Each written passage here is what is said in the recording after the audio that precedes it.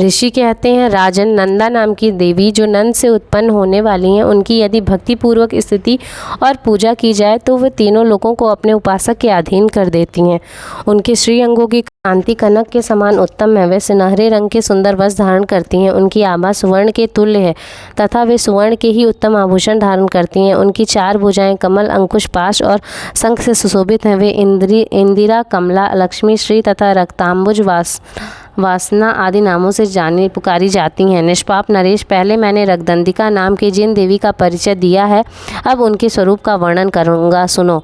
वह सब प्रकार के भयों को दूर करने वाली हैं। वे लाल रंग के वस्त्र धारण करती हैं। उनके शरीर का रंग भी लाल है और अंगों के समस्त आभूषण भी लाल रंग के हैं। उनके अस्त्र शस्त्र, नेत्र, सिर के बाल, तीखे नख, दांत सभी रक्तवर्ण के ही हैं। इसलिए वे रक्तदंतिका कहलाती हैं और अत्यंत भयानक दिखाई देती हैं। जैसे स्त्री पति के प्रति अनुराग रखती है, उसी प्रकार देवी अपने भक्त पर स्नेह रखती हुई उनकी सेवा करती हैं। देवी रक्तदंतिका का आकार वसुधा की भांति विशाल है। उनके दोनों स्तन सुमेरु पर्वत के समान हैं। वे लंबे चौड़े, अत्यंत स्थूल एवं बहुत ही मनोरम हैं। कठोर होते हुए भी अत्यंत कमनीय हैं तथा पूर्ण आनंद के समुद्र हैं। संपूर्ण कामनाओं की पूर्ति करने वाले ये दोनों स्तन देवी अपने भक्तों को पिलाती है। वे अपनी 4 भुजाओं में खड्ग, पान पात्र, मूसल और हल धारण करती हैं।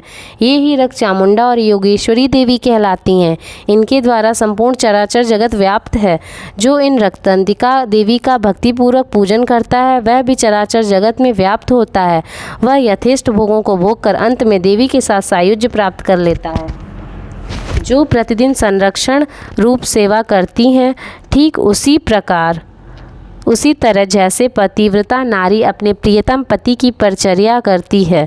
शाकंभरी देवी की शरीर की कांति नीले रंग की है। उनके नेत्र नील कमल के समान है। नाभि नीची है और तथा त्रिवली से विभूषित उदर सूक्ष्म है। उनके दोनों स्तन अत्यंत कठोर, सब ओर से बराबर ऊंचे, गोल, स्थूल तथा परस्पर सटे हुए हैं।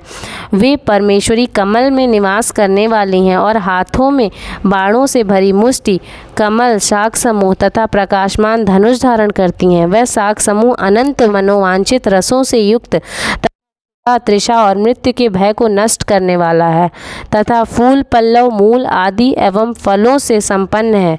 वे ही शाकंभरी, शताक्षी तथा दुर्गा कही गई हैं, जो शोक से रहित हैं, दुष्टों का दमन करने वाली तथा पाप और विपत्ति को शांत करने वाली हैं। उमा, गौरी, सती, चंडी, कालिका और पार्वती भी वे ही हैं।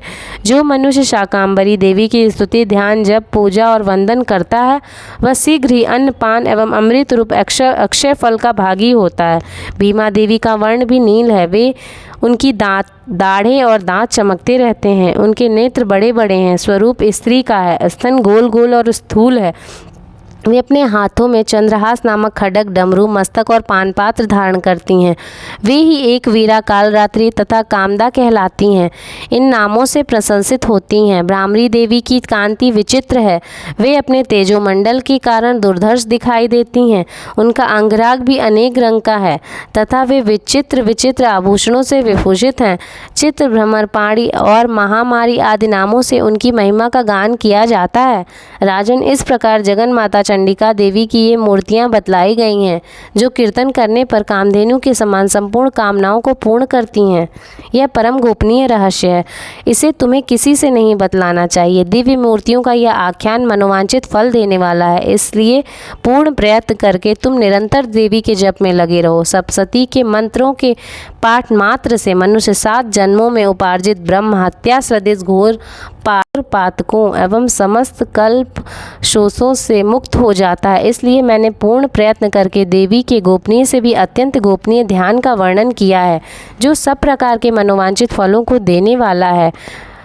उनके प्रसाद से तुम सर्वमान्य हो जाओगे। देवी सर्वरूपमयी है तथा संपूर्ण जगत देवीमय है। अतः मैं उन विश्व रूपा परमेश्वरी को नमस्कार करता हूँ।